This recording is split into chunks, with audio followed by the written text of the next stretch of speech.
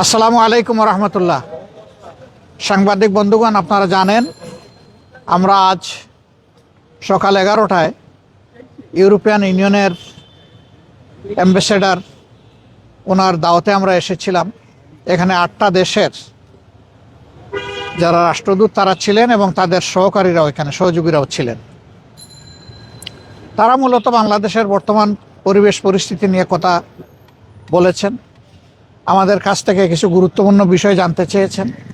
তারা জানতে চেয়েছেন ইলেকশন ফেব্রুয়ারিতে যেটা হবে সেটার জন্য আমাদের প্রস্তুতি কী রকম আছে। একই দিনে সাধারণ নির্বাচন, কি ভাই রাখেন না একটু,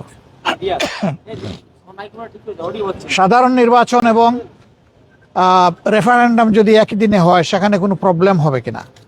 আমরা বলেছি যে আমাদের দেশের মানুষ ততটা এখনো কনসাস না, এই জন্য একই দিনে দুটো নির্বাচন হলে দুটা নির্বাচনে ক্ষতিগ্রস্ত হওয়ার আশঙ্কা আছে, ভোটার টার্নওভারও কম হতে পারে। এই সমস্ত কারণ সামনে রেখেই আমরা বলেছিলাম দুটো নির্বাচন আলাদা আলাদা হওয়া উচিত। সেই দাবি এখনও আমাদের আছে। সরকার ইচ্ছা করলে সেই দাবি এখনও বাস্তবায়ন করতে পারে। তারা আরও জানতে চেয়েছেন যে পিআরের ব্যাপারে আমাদের অবস্থান কী। আমরা বলেছি যে পিআর আমাদের দাবি, আমরা এটা জনগণের জন্য করেছি, দলের জন্য নয়। এমনকি আমরা যদি জনগণের ভোটে নির্বাচিত হয়ে আল্লাহর ইচ্ছায় ক্ষমতায় যাই, ক্ষমতায় তো আমরা বলি না, দেশ সেবার সুযোগ পাই, তাহলে আমরা তখনও পিআর বাস্তবায়নে আন্তরিকতার পরিচয় দেব। তখন এটা হবে না যে আমরা তো জিতে গেছি, এখন আর পিআরের দরকার কি। অতীতের যে কালচার, এটাকে আমরা পাল্টে দিতে চাই।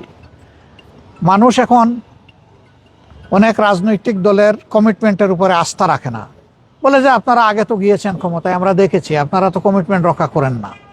এই যে একটা ব্যাড কালচার হয়ে গেছে, এটাকে পাল্টানোর দায়িত্ব কাউকে না কাউকে নিতে হবে। সেই দায়িত্বটা আমরাই নিতে চাই, আপনারা দোয়া করবেন।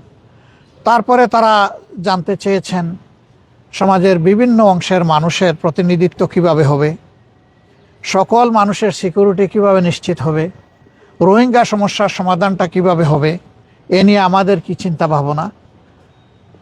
নির্বাচন পরবর্তী সময়ে যদি আমরা নির্বাচিত হই, তাইলে প্রথমে 100 দিনে আমাদের জনগণের প্রতি কি বক্তব্য থাকবে, কি করণীয় থাকবে, এই বিষয়গুলো তারা আমাদের কাছে জানতে চেয়েছে।